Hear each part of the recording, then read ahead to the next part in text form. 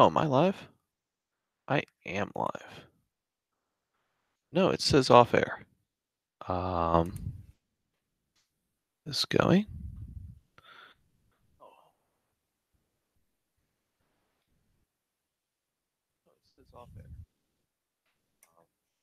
Okay, I am live. There's a little latency, and it's a little bit weird. I don't know why it's saying off air, but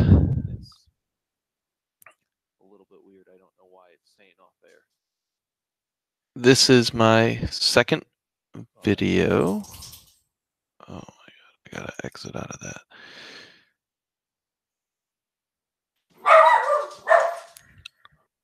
Oh my god, that dog is so loud. This is my second video, and the reason I'm going live now instead of just planning and then making my videos afterwards is because I don't have the time to dedicate to the videos. Basically, my planning time has not increased at all. The time that I have to plan my games hasn't increased, but each video is taking me about 4 times as long to make and plan as the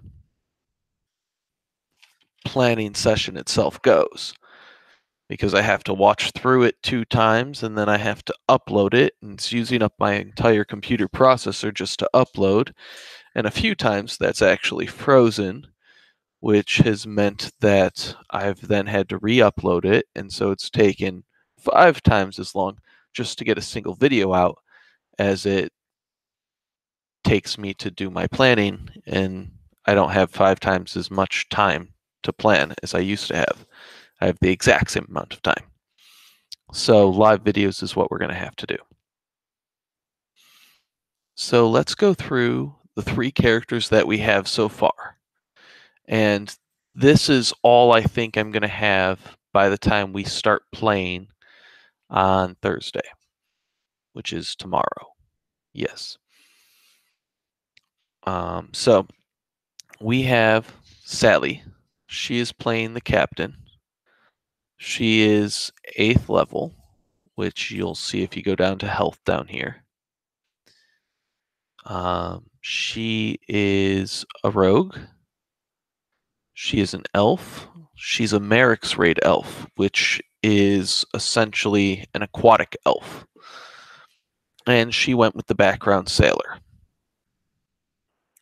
She has good dexterity.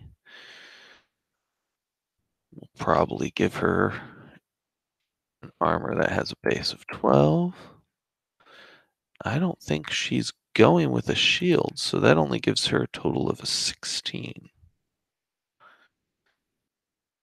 For that, she's got a 4 bonus on initiative. All of my players went with good dexterity, so they're all going to have pretty decent initiative. Then we've got finesse attack bonus is 7 because she's getting a +3 due to being level 8 for her proficiency modifier. And her damage bonus is 4. This will be 7 and 4 as well. This is going to be 5. Not terrible for thrown and melee. And she doesn't have any spells. We come down here. You see she gets the... Did I spell rogue wrong? And of course I don't have anything marked here.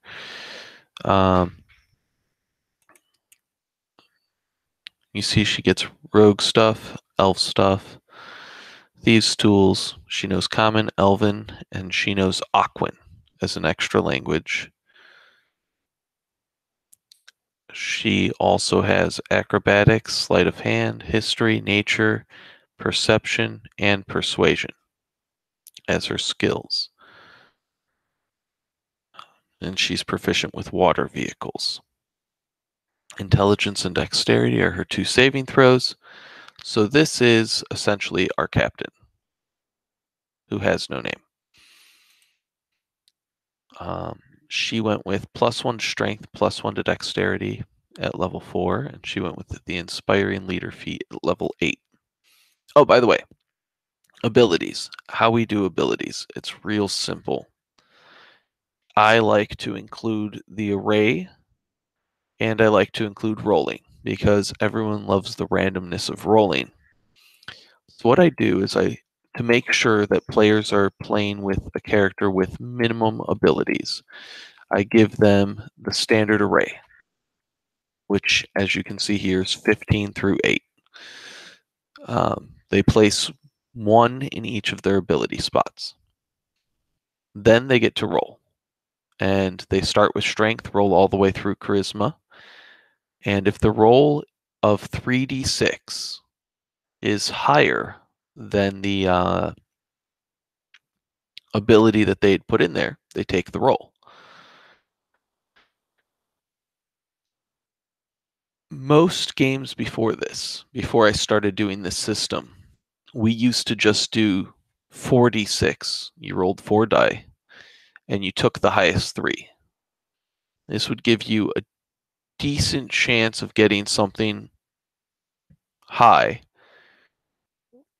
but at the same time, it would still cap you at 18 for your base before any racial and other things like that. What I found is that my players were very different in power level. And I'd have quite a few players with like 1 or 2 really good rolls and a few decent rolls, and they'd always min-max stuff, and you always knew what you were getting. This changes it. I think all of my players put 8 in strength. So she rolled a 14 because, she rolled a 13. She gave it a +1. She rolled a 13, evened it out with a +1. Now she has a decent little bonus to strength, whereas before she wouldn't have.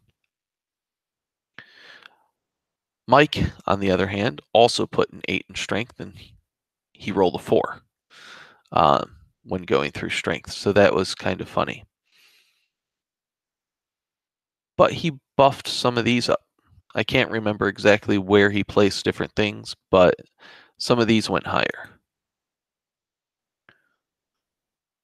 Clearly, she rolled a 12 somewhere, and she rolled a 14 somewhere. Because one of these two, I think Constitution was a 13, and I think Intelligence was a 10.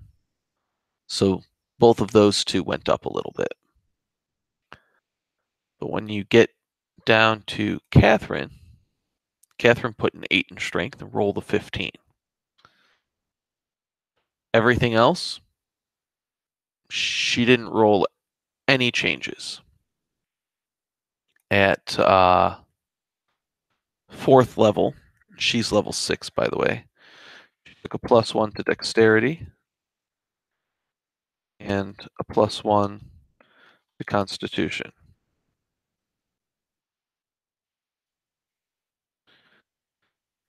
Which is why her constitution's at 14 rather than 13. Her dexterity is through the roof because of her race, which gives her a +2, and then the +1. So that was a total of +3 to her 15. Catherine, by the way, is monk.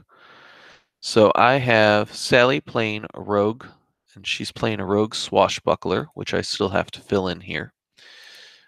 Mikey is playing a ranger, and he is playing the variant ranger, and he's playing the Xanther's Guide to Everything Monster Hunter, Monster Slayer, I forget. And again, I have to fill that in. And Catherine is playing a monk. I still need to fill in this beginning stuff. She sent me a photo of what we had done together on her computer.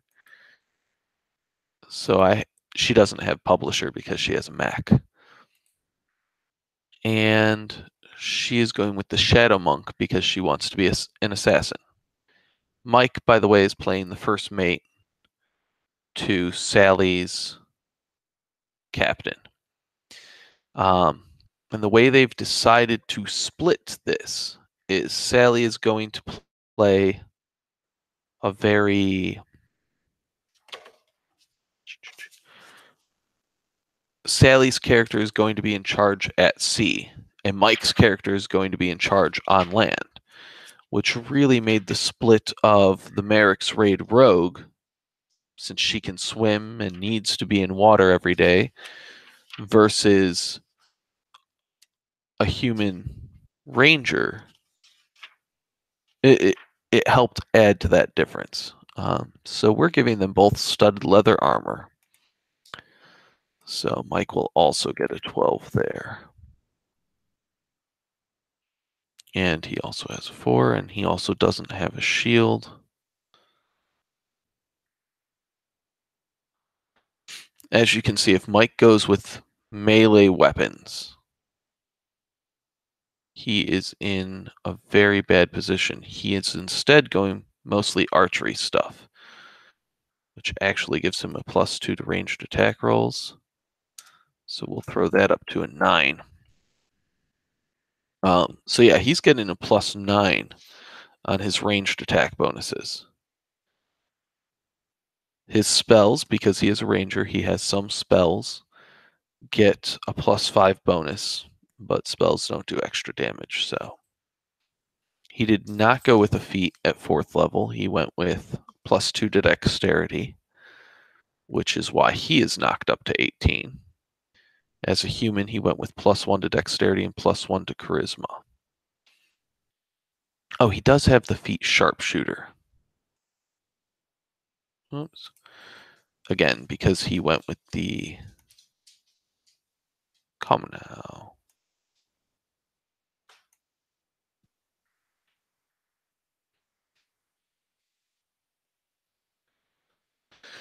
Because he went with the variant human. There we go. There we go. So let us come down here and fill in Catherine's information.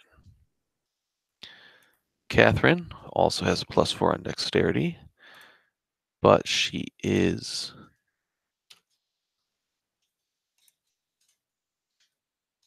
a monk, so she gets a +2 there and there. And she also has a 16. You see how they're all everyone has the same AC, everyone has the same initiative. It's gonna be an interestingly weird campaign.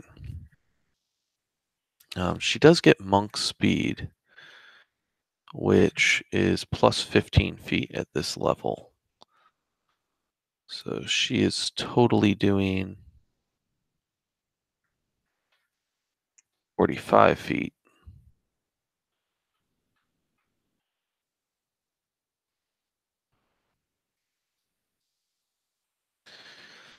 She doesn't have any of these other speeds, actual speeds.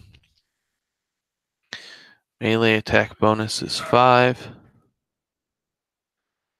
Teddy, if you keep barking, I'm going to kill you.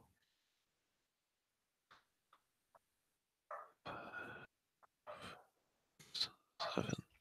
She also doesn't have any spells.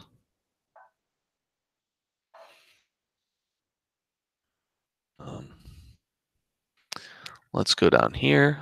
Monks get a bonus to strength and dexterity saving throws.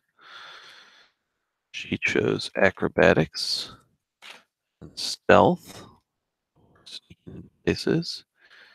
She wants to be a religious monk, so she went with the acolyte background, by the way, and got religion and insight for those two.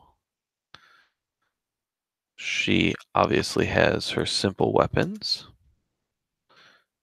And monks also get, oops, that was a shift C. not a control, see? Let's also get short swords.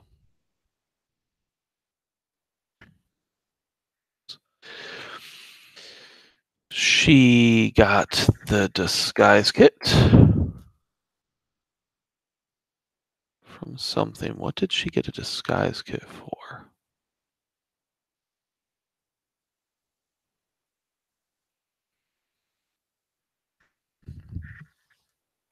I remember figuring this out with her. So let's go back and look real quick. She got 2 skills there. Yay. She got 1 tool, and I let her choose a kit. 1 tool or music instrument, and I let her choose a kit, the disguise kit.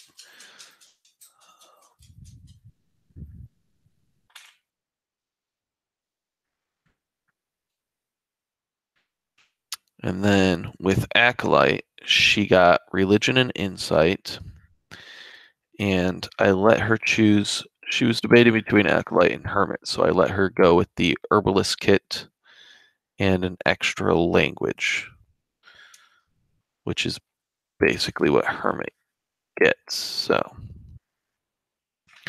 she's a Hobgoblin, so she started off with Goblin and Common, and her extra language that she chose was Sign Language. Because she, she decided that Sign Language would be really cool for the rogue or for the assassin.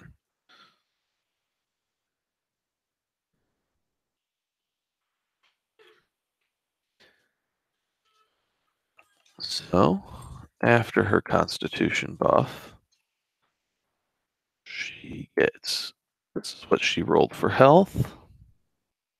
She actually rolled really well. Considering that in 6 levels she only missed, in these 5 levels she missed 10. So I guess she rolled an average of 6 on a d8. That's pretty good. Alright, race. Hobgoblin. She's going with the First Stone Hobgoblin. And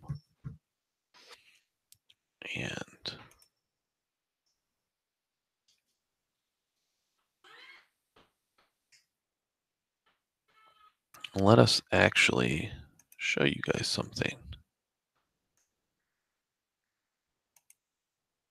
Oops, that's not what I wanted to do.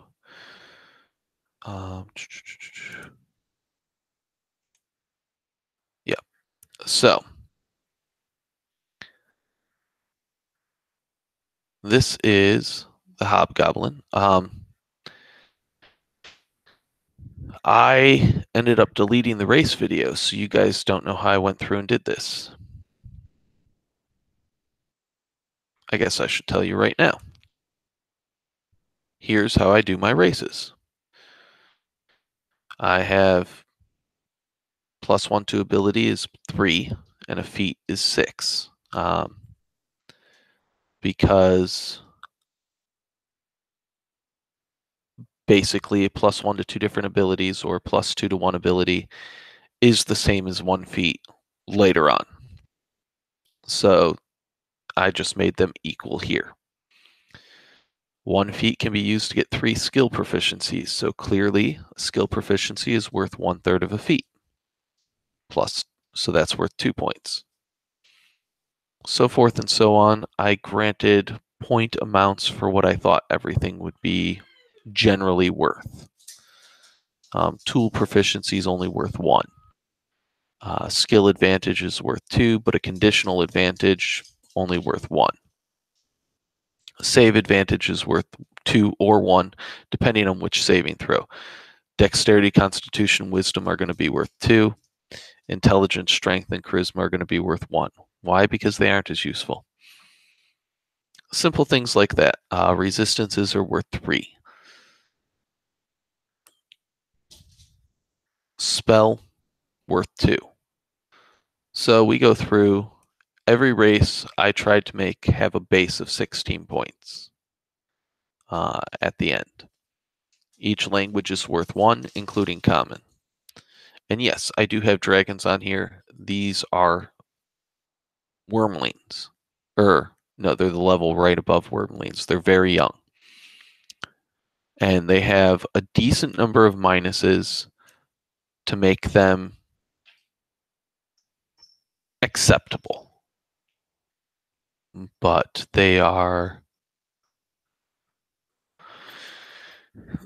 not nearly as powerful as like a real dragon. These dragons are all of 10 years old to 30 years old. That's their age range.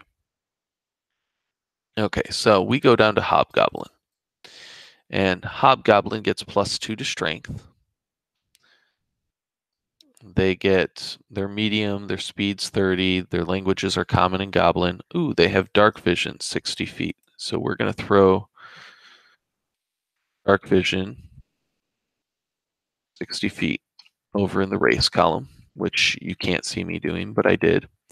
They get advantage twice per short rest on melee weapons attack. This is a very conditional advantage, okay? They get advantage versus prone, which is pretty cool. So they have trouble being knocked prone.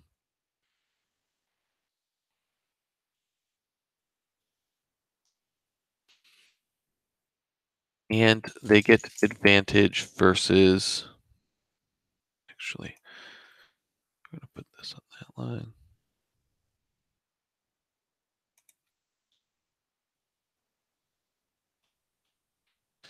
They get advantage versus controlling effects.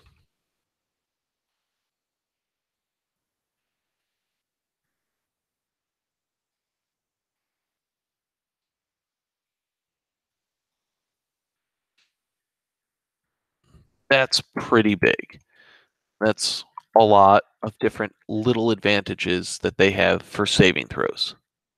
Now we come down here, and Hornwood, which is not what she is, has resistance to piercing, proficiency in perception, and the speed of 35, bonus speed. That's great. She went with First Stone. They no longer get the +2 to strength. They instead get a +2 to dexterity. So see, I did a -6 +6. Right now, this is worth 0, by the way.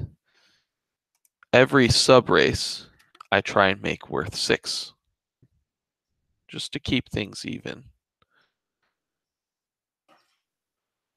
So then we go, they get advantage is per short rest, but on ranged attacks. On ranged weapon attacks, specifically. Okay, and I haven't actually finished off First Stone, as you can clearly see, because they're at 0 points rather than 6. So for Catherine's character, and she said that would be okay, that I could finish it off any way I liked. So I will.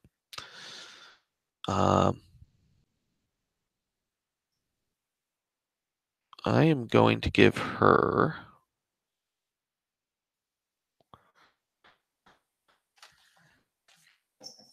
let's see.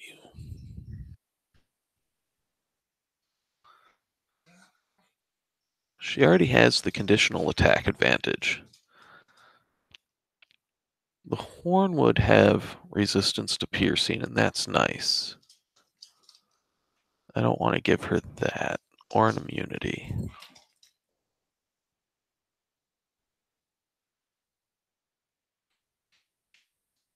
Now let's see, the First Stone are the more lithe, and more elven-like, in a way, of the hobgoblins. So, what do we want to give them? See, I don't want to give them a spell or a cantrip because that would be more towards the scale muck. Really works well. I'd give a cantrip and maybe another spell, maybe even 2 spells to the scale muck. A first level spell, a second level spell, and a cantrip. Each use 1 per short rest or 1 per long rest. Or the cantrip's obviously usable all the time.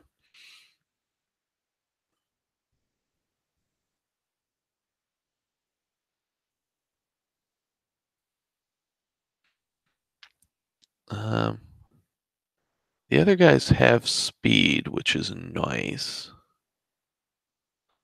Do I want to give them a tool proficiency?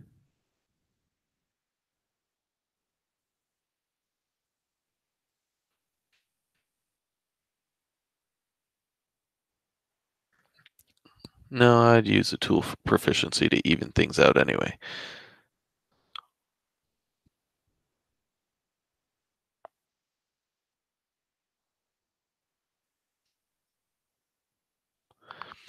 They already have advantage on enough saves that it's enough to try and keep track of. Advantage on skills or skill proficiency. Is there a skill proficiency they should be great at?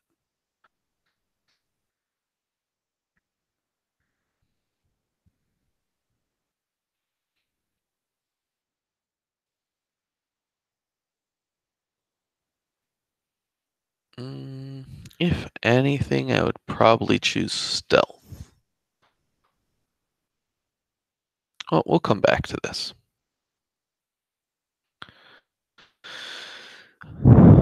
Let's go to background on Catherine's thing.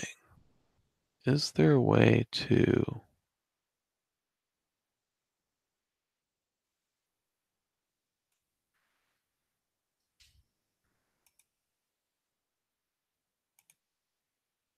Oh, that goes away when I click on something else?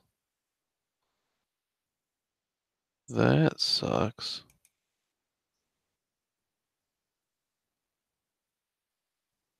That's awkward.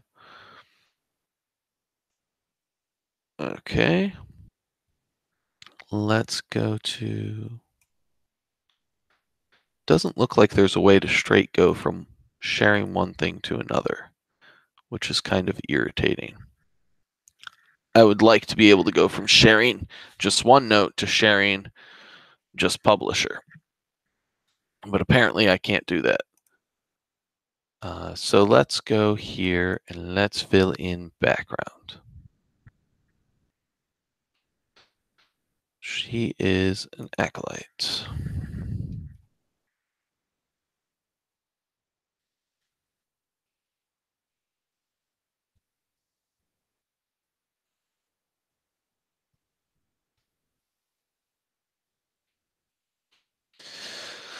Now, she hasn't decided what she is an acolyte in.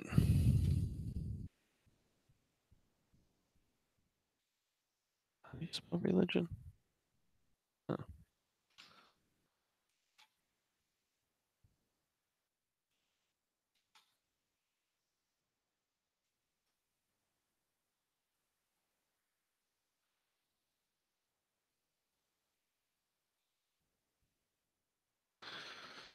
Okay, so she got that. Proficient with those. We have her health. We have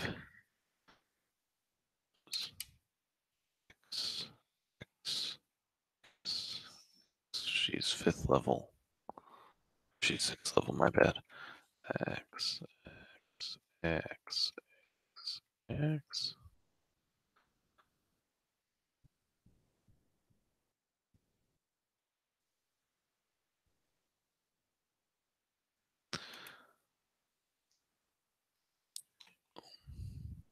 There is a way.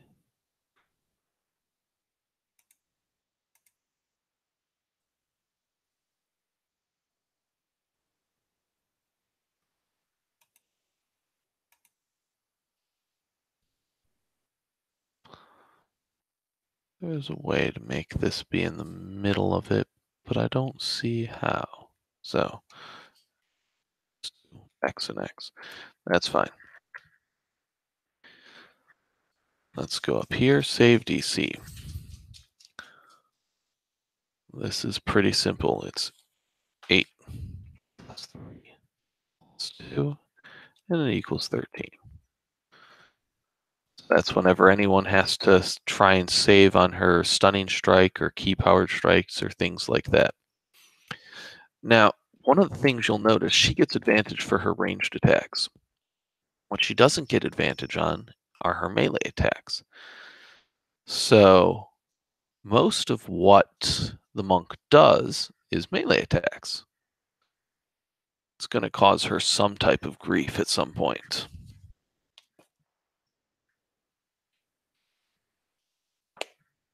The big thing I have here is that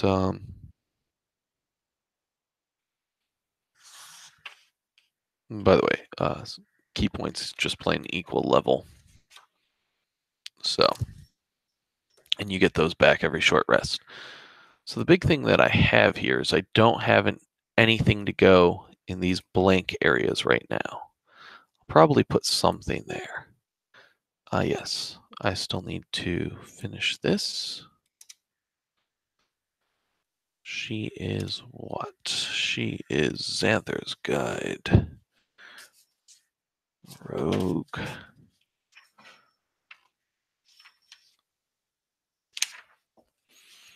She didn't really look at the swashbuckler before choosing it. She just said, if I'm going to be a pirate, I want to be a swashbuckler.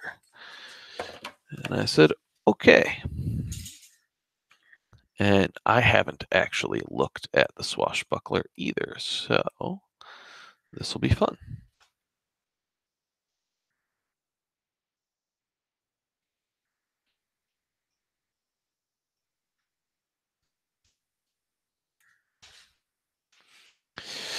When you choose this archetype at 3rd level, you learn how to land a strike, then slip away without reprisal during your turn. If you make a melee attack,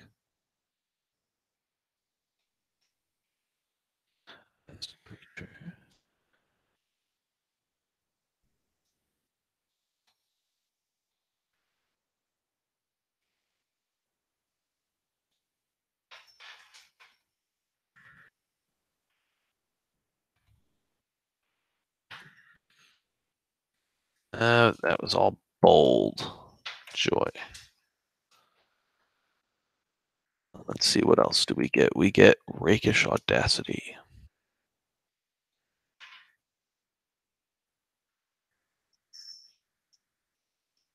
Both of these we have is Rakish Audacity. Starting at 3rd level, your confidence propels you into battle. You can give yourself a bonus modifier to your initiative rolls equal to your charisma modifier. Okay.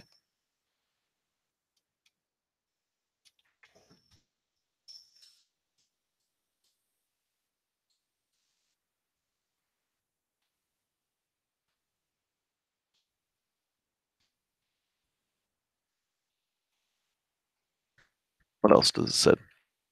You also gain an additional way to use your sneak attack. You don't need advantage on the attack roll to use your sneak attack against a creature if you are within 5 feet of it, no other creatures are within 5 feet of you, and you don't have disadvantage. Wow, that's actually really cool.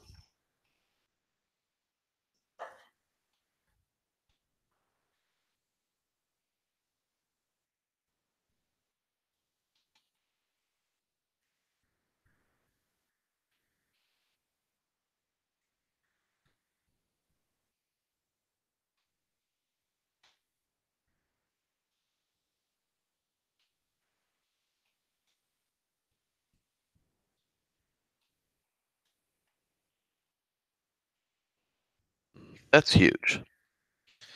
Now, she doesn't have this yet. I know I'm pronouncing it wrong. Notch? Paunch? I don't know. Anyway, this one has a huge wall of text, so we'll just give it a little more space. At ninth level, your charm becomes extraordinarily beguiling. As an action, whoops, I didn't want to delete you. I want to delete you.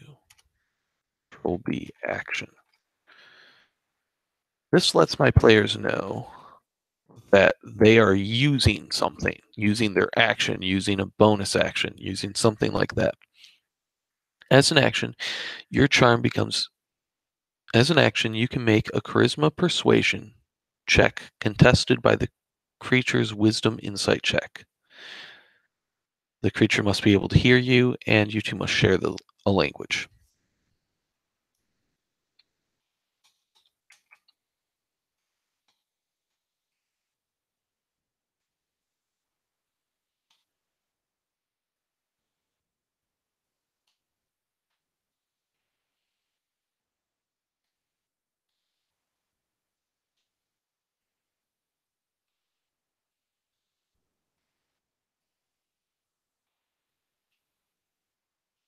I'd allow sign language, so I'm just going to leave must be able to communicate.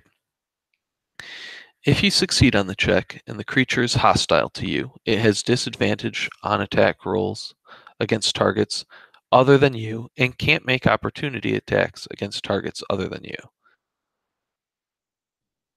That seems like a tanking thing, so like they'd want to just attack you. That's an issue. This effect lasts for 1 minute until one of your companions attacks the target or affects it with a spell, or until you and the target are more than 60 feet apart. Again, this feels very. This is something that I'd give to like a fighter or a paladin to force someone to attack them. This is like a taunt. And that's fine, but it just. I mean, Sally's 8th level with 60 health, Mike's 7th with 68, and Catherine's 6th with 50. By the time she gets to 8th level, she'll have more. There's almost no chance that she'll have less than 60. So Sally has the least health in the group, yet she's given this tanking thing. If you succeed on the check and the creature isn't hostile, it is charmed for 1 minute. While charmed, it regards you as a friendly acquaintance. This effect ends immediately if your companions do anything to harm it.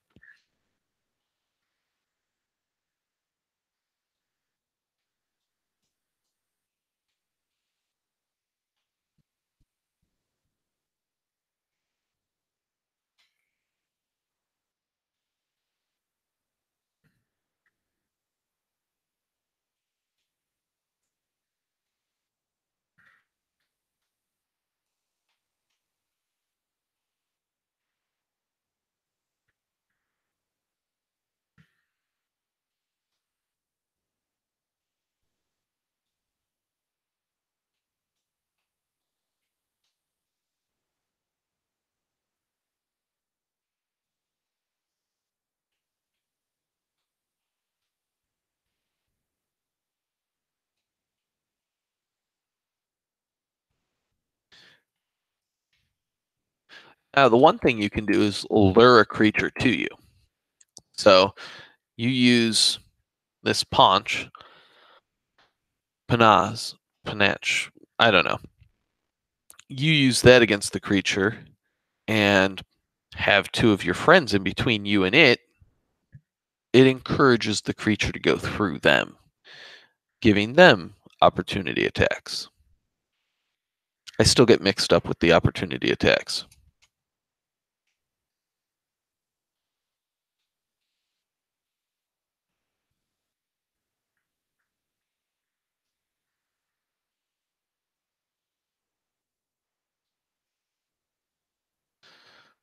Pretty simple. All right. Elegant maneuver.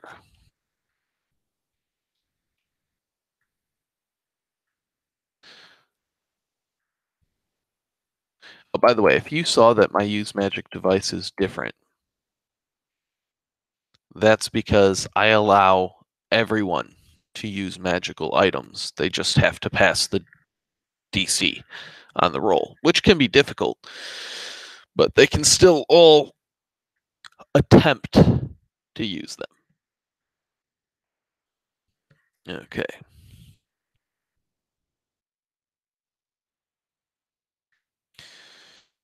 This is a bonus action.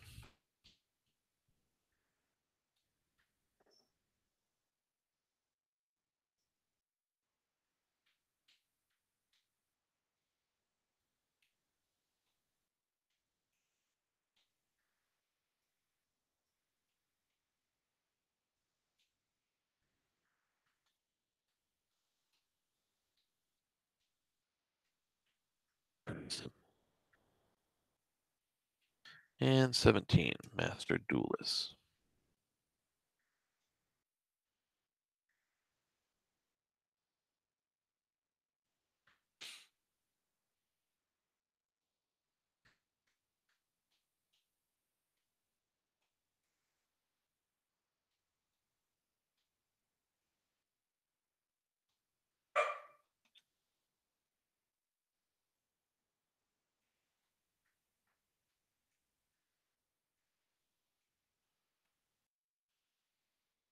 That's pretty cool.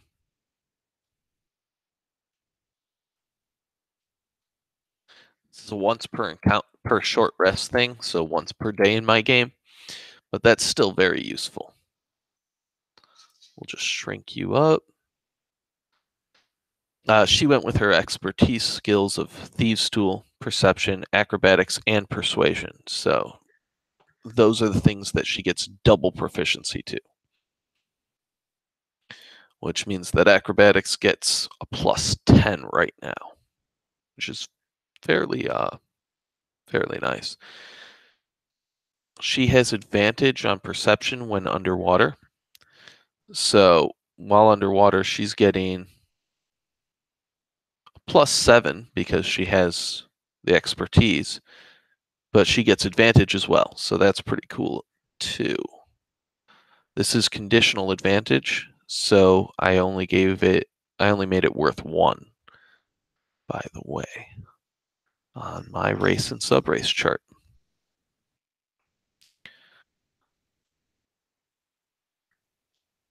That is...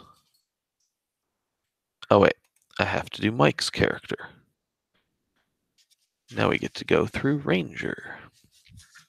Okay, because we're doing the variant, they still get the extra attack at the same level. It's all the variant does is adds a thing for, as far as this 5th level bonus, it takes away the extra attack as being a normal thing for the rogues and made it a class thing. That's the only, or an archetype thing. That's the only archetype change due to it. So we've got...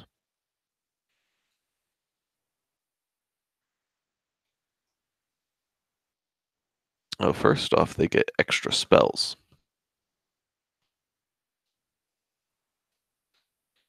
I forget what spells Mike even chose, but we'll go through that in a little bit. He's got 2 3rd level things. Hunter Sense and Slayer's Prey. So we're actually going to have to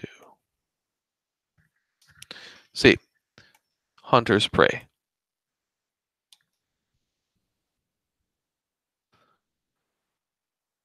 Slayer's Prey. The Hunter and the Slayer are so similar. It's not even funny.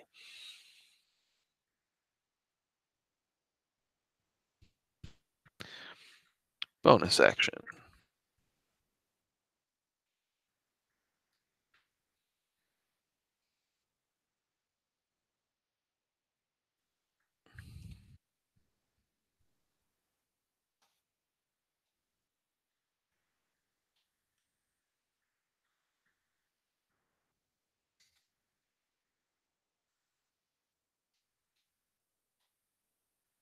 think I'm going to add spell stuff here. Because at most, how many spells do they learn? 11. And this gives them an extra 5, so they'll have 16 spells. Yeah, I can totally add something. In fact, insert table 3x2.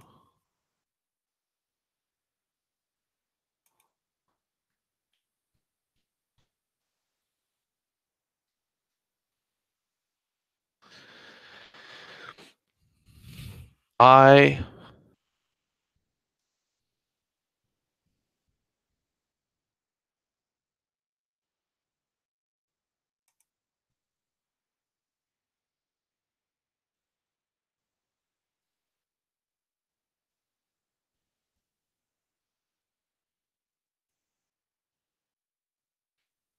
I greatly prefer spell circles over um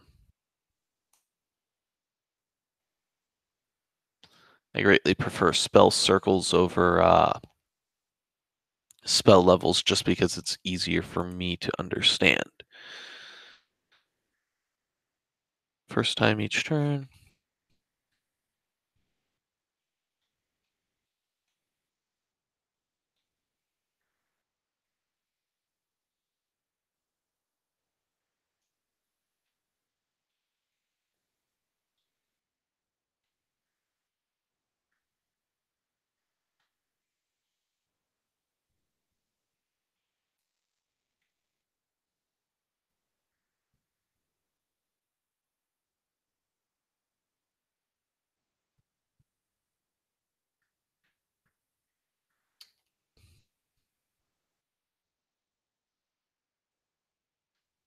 This says, and I'm just going to read it here, this benefit lasts until you finish a short or a long rest.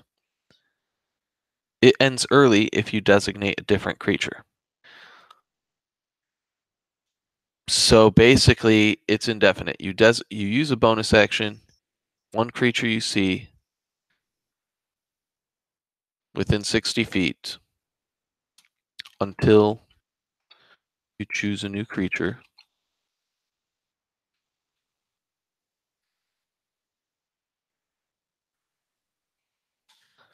First time each turn. So it's really pretty simple. So let's do that. Let's go layout, knock another one down here. Third.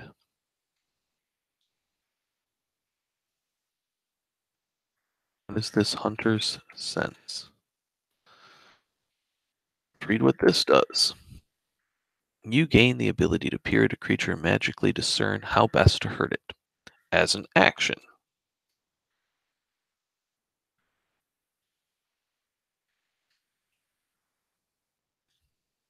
creature you see within 60 feet.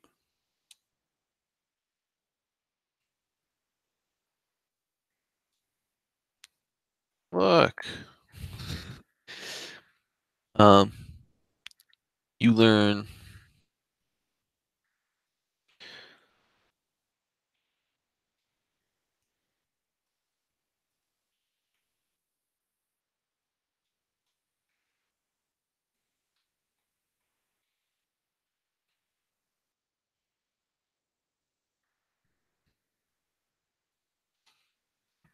I like how they have the if the creature is hidden from divination sense.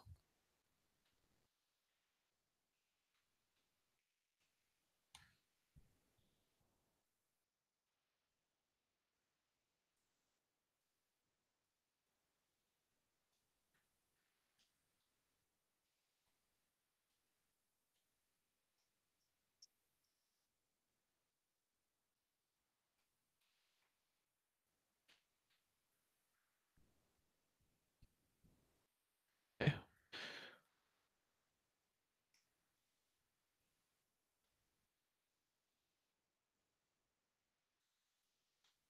Wisdom modifier per long rest, which for him means he can do it twice per week. Alrighty then.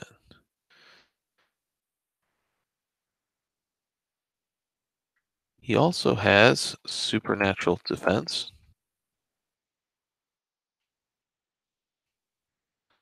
and it just feels so much like the hunter, except the monster slayer seems to be aimed towards slaying magical creatures or mages.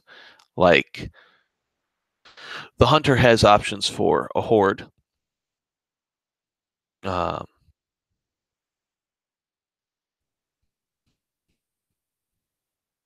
for really powerful creatures, and for magical creatures, but mostly for a horde or very powerful creatures. Horde, very powerful creature.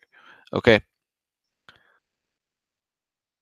this monster slayer has one option, and that is very powerful magical creatures, like the most powerful guys, like dragons, stuff like that, liches. That's what Monster Slayer is great at. I really feel like the theme for it feels so similar to the Hunter that, like I said, I would allow you to choose different things. But that's just me. I'd allow someone to go, okay, I want supernatural defense, or I want escape from the horde with the Slayer's Prey and Hunter sense. So that's just me.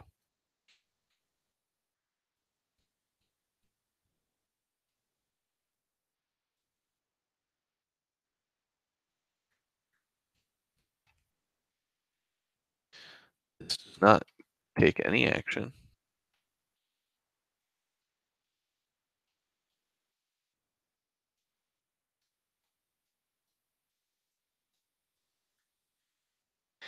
See, but this is where it doesn't work with like the horde stuff.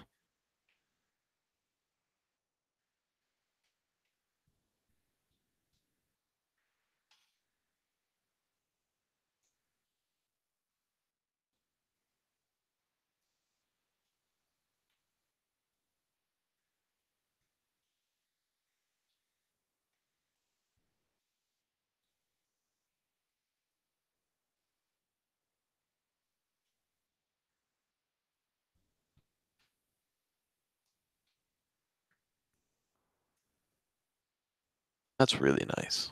I like that a lot. And he gets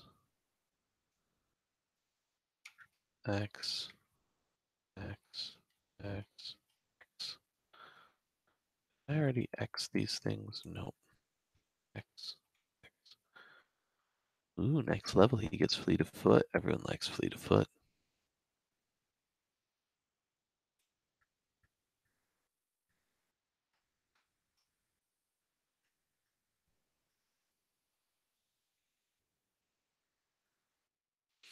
Main reason Mike chose this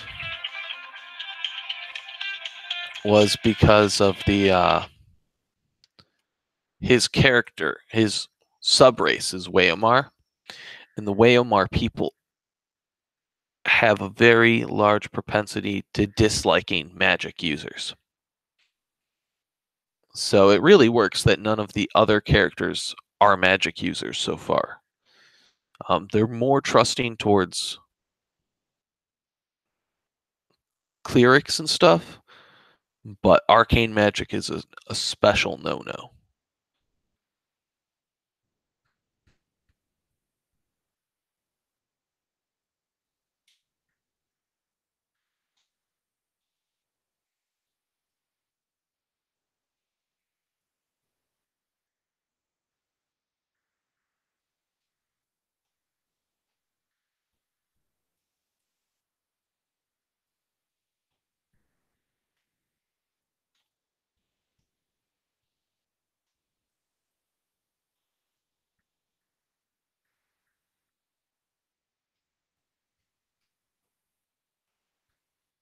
All right, I messed that up.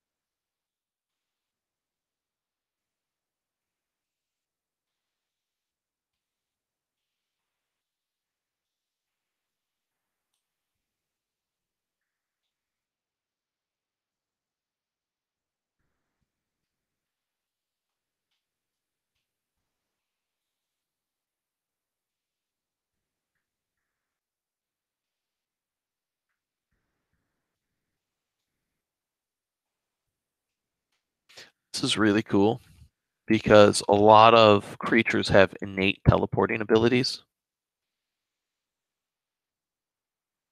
So that really would help with the hunter.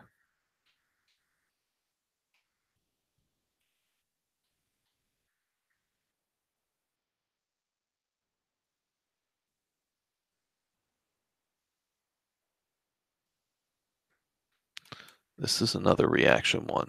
Since you only have one reaction, this means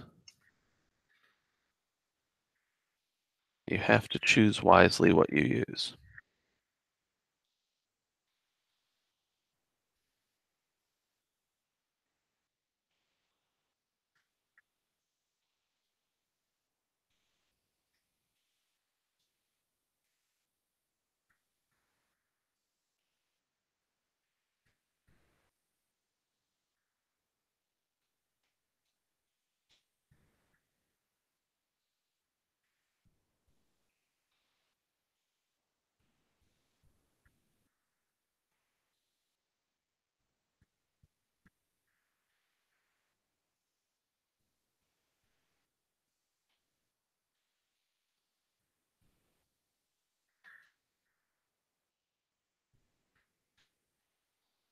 This is awesome. This is both a defense and an offense.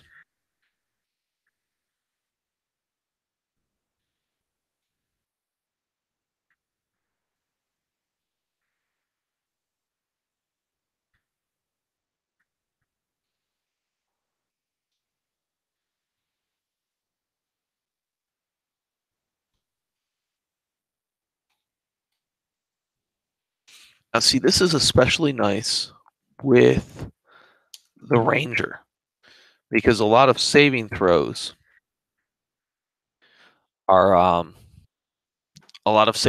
are going to be from a distance. So making that weapon attack would be impossible if you were only using close weapons. This type of Slayer seems to be built more around ranged weapons. Just my instinct of it. Why did I put an X there? So, yeah, that's that. I This seventh page here is going to be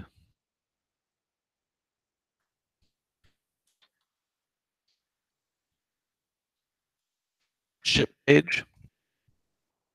Actually, should just make it ship. Of course, it's a page. And I'm going to have name and other fun stuff up here. So for now, I am going to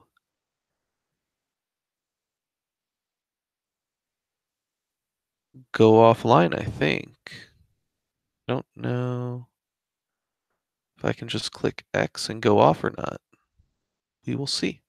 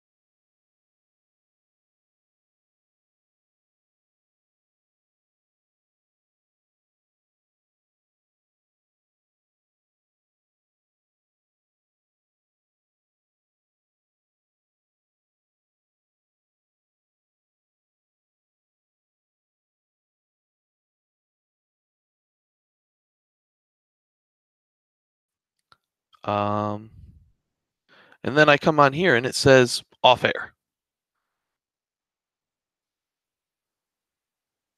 I don't know how to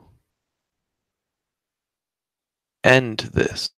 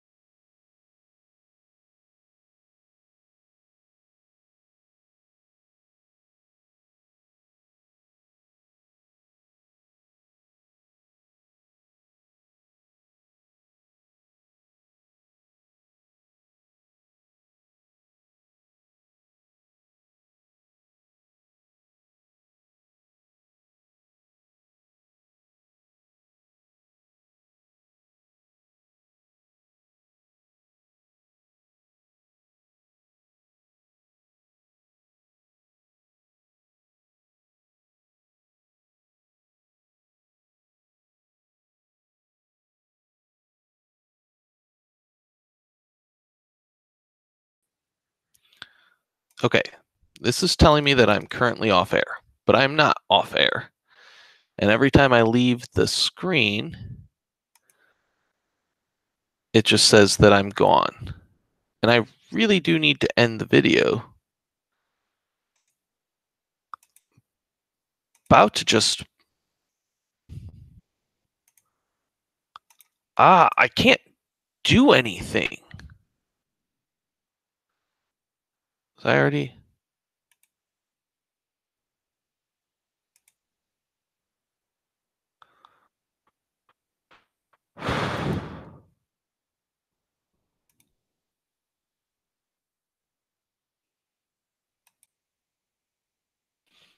I don't know how to end this because it's not letting me stop broadcasting.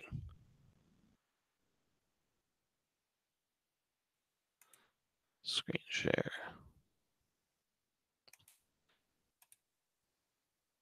All right. I have the option to leave the call. I have the option to invite people.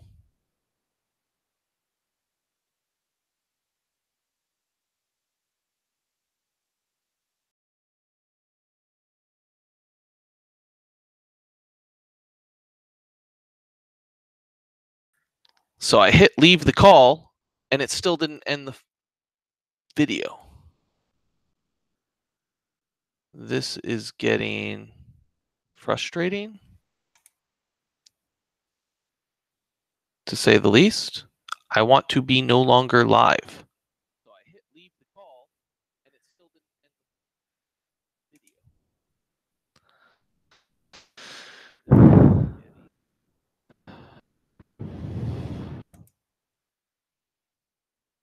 Say the least. I want to be no longer live.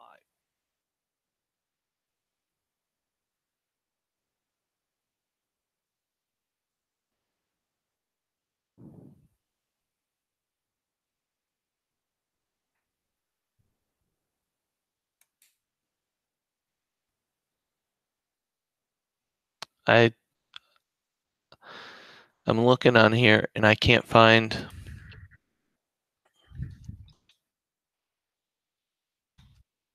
Can't end my live video.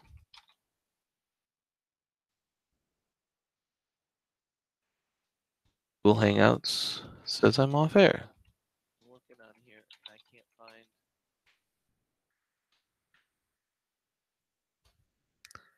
This is really great. If I were you, I would just stop watching. I'm not showing you anything else after this point.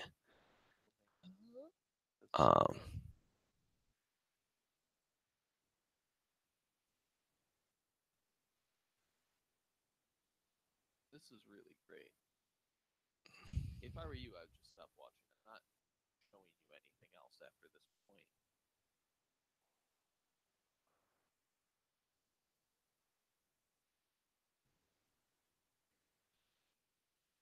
I mean, I was going to show how to put it on Tabletop Simulator, but I've got to go for a little bit. And I was just going to make another video and do that. So I guess I'm just going to go off. And I'll see you guys later.